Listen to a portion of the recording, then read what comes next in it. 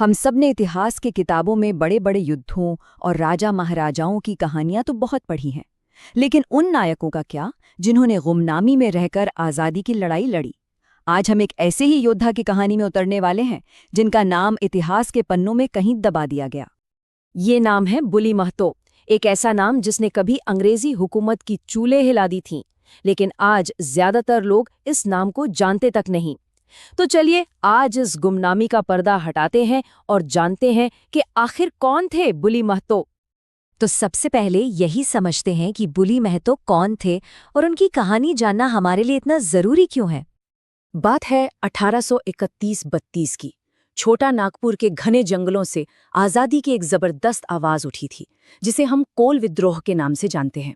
इस विद्रोह के कई चेहरे थे, लेकिन एक चेहरा ऐसा था जो हिम्मत और सही रणनीति का प्रतीक बन गया था, और वो थे बुली महतो। तो देखिए, 27 जनवरी 1785 को रांची के कुड़ाडी गांव में जन्मे बुली महतो कहने को तो जमींदार थे, लेकिन असल में वो अपने लोगों के रक्षक थे। वो 6 योद्धा भाइयों में से एक थे और पूरा परिवार हमेशा इंसाफ के लिए खड़ा रहता था। उन्होंने अपने लोगों के संघर्ष को ही अपना जीवन बना लिया, इतना कि उन्होंने कभी शादी भी नहीं की। पर सवाल ये उठता है कि आखिर हालात इतने कैसे बिगड़ गए कि बुली महतो और उनके लोगों को हथियार उठाने पड़े। वो कौन सी वजह थी, वो कौन सी चिंगारी थी जिसने इस पूरे विद्रोह की आग को भड़का दिया था। ये सिर्फ एक विद्रोह नहीं था, नहीं, ये छोटा नागपुर के आदिवासी लोगों के आत्मसम्मान और वजूद की लड़ाई थी। अंग्रेजों और उनके साथ मिले जमींदारों ने सिर्फ उनकी जमीनें और जंगल ही नहीं छीने, बल्कि उनकी पहचान, उनकी संस्कृति को भी मिटाने की पूरी कोशिश की। सोचिए, अंग्रेजों की नीतियां जहर की तरह फैल रही थीं।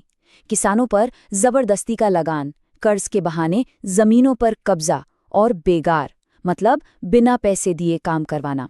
उनकी सदियों पुरानी सामाजिक व्यवस्था को तोड़ा जा रहा था। पढ़ाई लिखाई और नौकरियों के रास्ते भी बंद कर दिए गए थे। मतलब ये सिर्फ आर्थिक शोषण नहीं था, ये तो एक पूरे समाज को जड़ से खत्म करने की साजिश थी। और इसी अंधेरे और निराशा के बीच एक उम्मीद की रोशनी बनकर सामने आए बुली महतो। उन्होंने न सिर्फ बिखरे हुए लोगों को एकजुट किया, बल्कि इस विद्रोह को एक नई और सोची समझी दिशा दी। बुली महतो ने सोनाहतू और तमाड़ जैसे इलाकों में अंग्रेजों के खिलाफ सीधा मोर्चा खोल दिया, लेकिन कर्नल बोवेन के नेतृत्व वाली ब्रिटिश सेना ने क्रूरता की सारी हदें पार कर दी। गांव के गांव जला दिए गए, बेगुनाह लोगों में दहशत फैला दी गई। पर अंग्रेजों की इस वहशीपन से बुली महतो डरे नहीं, बल्कि उन्होंने अपनी रणनीति बदल दी। उन्होंने लड़ाई का मैदान छोटा नागपुर से शिफ्ट करके बंगाल की सीमा से लगे घने जंगल महल में फैला दिया। ये एक जबरदस्त चाल थी। अब लड़ाई अंग्रेजों के इलाके में नहीं, बल्कि उनके अपने मैदान पर होनी थी। और फिर आया साल 1832, जब इतिहास में कुछ ऐसा हुआ जिसने अंग्रेजी हुकूमत की नींव हिला दी। बुली महतो ने एक ऐसा कदम उठाया जो इस लड़ाई को एक बिल्कुल नए लेवल पर ले जाने वाला था। उन्होंने हाथ मिलाया गंगा नारायण सिंह से।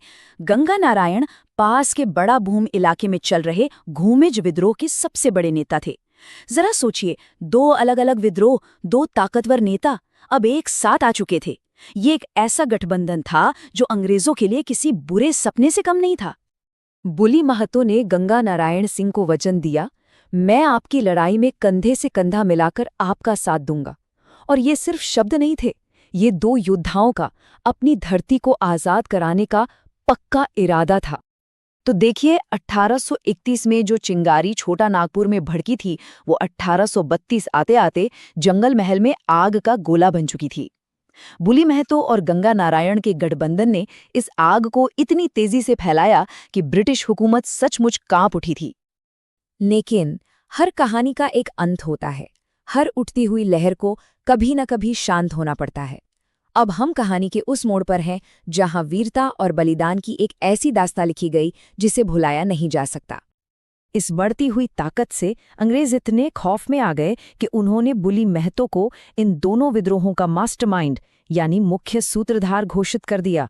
अब वो सिर्फ एक विद्रोही नहीं थे, बल्कि ब्रिटिश राज के सबसे बड़े दुश्मनों में से एक बन चुके थे। उनके सिर पर एक बहुत बड़ा इनाम रख दिया गया, जिंदा या मुर्दा। अंग्रेजी सरकार उन्हें किसी भी कीमत पर पकड़ना चाहती थी, और अफसोस पुरुलिया के गुंजगांव में उन्हें धोखे से पकड़ लिया गया। इसके बाद उन्हें वो सजा दी गई जिसके नाम से ही उस दौर में हर कोई कांप जाता था, काला पानी। उन्हें दूर अंडमान की सेलुलर जेल भेज दिया गया, जिसे स्वतंत्रता सेनानियों के लिए धरती का नर्क भी कहा जाता था। और उसी जेल की अंधेरी कोठरी में 14 जून 1834 को भारत के इस वीर सपूत ने अपनी आखिरी सांस ली। बुली महतो ने अपनी मिट्टी, अपने लोगों और अपने आत्मसम्मान के लिए अपना सब कुछ कुर्बान कर दिया।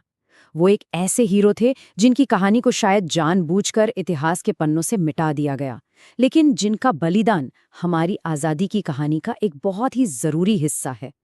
बुली महतो की ये कहानी हमें एक ज़रूरी सवाल के साथ छोड़ जाती है कि हमारे इतिहास में ऐसे और कितने ही गुमनाम हीरो हीरोइन दफन हैं जिनकी कहानियां हम तक कभी पहुंची ही नहीं। शायद हर गांव, हर जंगल में ऐसी ही कोई कहानी आज भी सांस ले रही है।